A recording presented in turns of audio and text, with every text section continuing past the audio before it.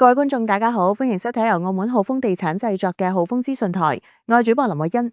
以下由我嚟為大家報道1月及2月澳門樓市既成交概況。根據最新成交數據顯示，澳門住宅市場係1月至2月出現明顯回暖。先睇睇1月及2月成交宗數，1月錄得384宗，至2月上升至494宗。單月增加110宗，顯示市場氣氛回升，購買氣氛更為踴躍。至於實用尺價方面，1月平均尺價為每尺6452元，2月上升至每尺7220元，上升768元。